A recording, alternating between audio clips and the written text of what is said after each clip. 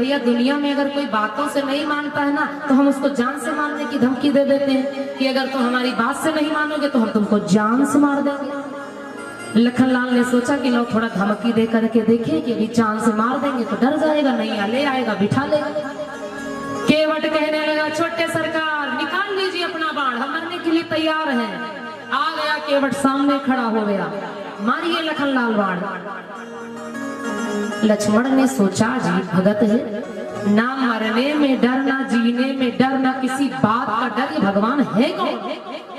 राम जी मुस्कुरा रहे हैं जब लक्ष्मण और केवट से व्यंग चल रहा है। राम जी मुस्कुरा रहे हैं। केवट बोला अरे आप मुझे मारोगे ना तो मैं समझूंगा कि मरता मैं उनसे हूँ जो रघुबर का प्यारा है। आप मेरे प्रभु के प्यारे हैं ना, मार दीजिए। मैं मरता हूँ उससे जो रघुबर का प्यारा है और मरता हूँ वहां पर जहाँ निर्मल गंगा की धारा है। मरने में कौन सी हानि है। आपके हाथों से मरने के लिए लोग तरसते हैं और आप तो मुझे सहज में मार दोगे।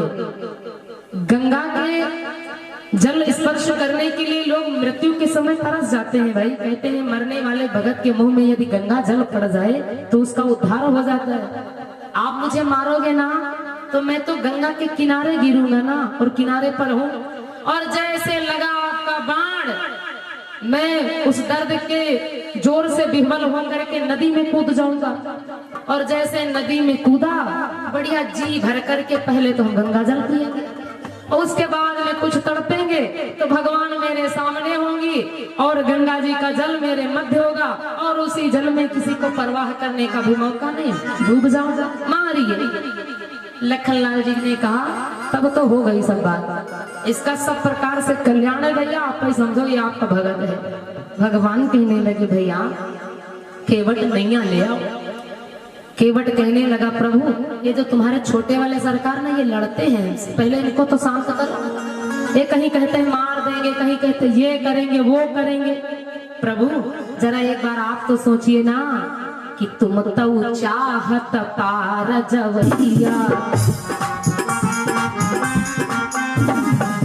तुम तो चाहत पार जवैया, तुम तो चाहत पार जवैया, आए हम कामें की देवैया, आए हम कामें की देवैया, तीन टका उतराई दे हो, तीन टका उतराई दे हो, अवध से नाथ पैर कर दे हो, अवध से नाथ पैर कर दे हो।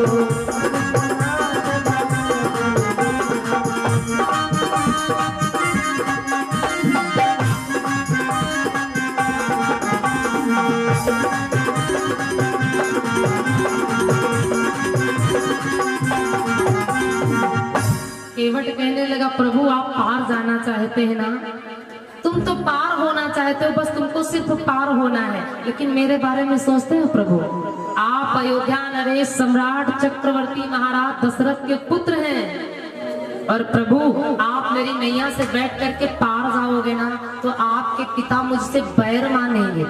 और प्रभु ज्यादा से ज्यादा 3 जने हो 3 रुपया दे दे, इससे ज्यादा तो मिलेंगे नहीं ना, लेकिन बुराई बहुत बड़ी हो जाएगी।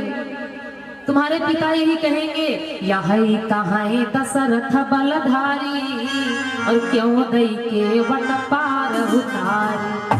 अरे जो ना के वट पार लगौते तो शायद राम लौट घर होते। तुम्हारे पिताजी कहेंगे अगर केवट अपनी नैया पर बिठा करके मेरे पुत्रों को पार नहीं करता तो मेरे पुत्र लौट आते। इसलिए प्रभु मेरी बात मानो तो आप लौट जाओ, पाछ न लौटी जाओ भगवाना और मांगी ना के बतलाना। भगवान लौट जाइए, मैं नैया को लेकर के नहीं आऊंगा। भगवान कहते हैं भैया विलंब मत करो, क्यों इतना विलंब करते हो, मुझे पार करा दो। भगवान बार बार भैया कहते हैं। केवट कहने लगा प्रभु हमने अपने कानों से कुछ सुना है। भगवान ने कहा तो भैया दुनिया अपने कान से सुना तो तुम सुन ली हो तो का कोई बड़ी बात नहीं है ना। केवट कहता प्रभु हमने अपने कानों से कुछ सुना है। तो भगवान ने कहा कान से दुनिया सुनती है, तुम भी कुछ सुने होंगे। केवट कहने लगा नहीं प्रभु आपके बारे में कुछ सुना है। तो भगवान ने कहा ये बात तो सही है, आप हमारे बारे में कुछ सुने तब तो सही है। बताइए भैया आप हमारे बारे में क्या सुने हैं? केवट कहने लगा प्रभु केवट कहाई सुनो रघुराई और तुम ऋषियन के सुधि बिसराई। केवट कहने लगा प्रभु हमने अपने कानों से सुना है कि तुमने ऋषियों के संतों मुनियों के जो है ध्यान ही दूर कर दिए। भगवान ने कहा नहीं भैया ऐसा तो नहीं है, हमने तो सदा ऋषियों को संतों को मुनियों को सम्मान दिया है।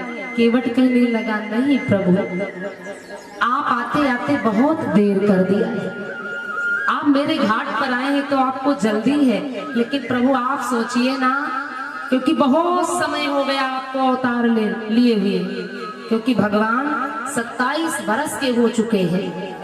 इस समय भगवान 27 वर्ष के हैं। अयोध्या का आनंद लिया, विवाह किया महाराज राम जी ने।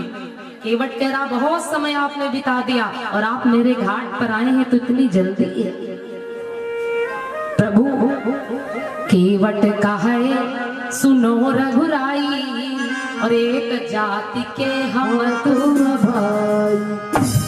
अब तो लक्ष्मण जी को और गुस्सा आया। अब वहीं तक तो ठीक ठाक था, अब भैया ठीक है, आप बढ़िया भैया भैया कहे जाओ। कहाँ अयोध्या के ठाकुर और कहाँ जाति का मल्लाह और तुम हो बनारस मल्लाह। अब ठीक आप बढ़िया और भैया कहो। लखनलाल कहा था और भैया कहो। केवट कहने लगा प्रभु हम और आप एक ही जाति के हैं तो काहे इतनी देर हो रही है? केवट कहे सुनो रघुराई एक जाति के हम तुम भाई, दोनों लोग भाई भाई हैं। तो लक्ष्मण कहने लगे लो हमारा रिश्ता भी गया, अब तो भाई ये बन गया, हम तो पड़ोसी हो गए।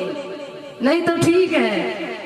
भगवान कहने लगे भैया लखनलाल थोड़ा समझो तो केवट कहना क्या चाहता है। अरे भैया क्या कहना चाहता है केवट? केवट तो कहता है जैसे हम मल्लाह वैसे तुम मल्लाह। भगवान ने कहा केवट सत्य कहता है।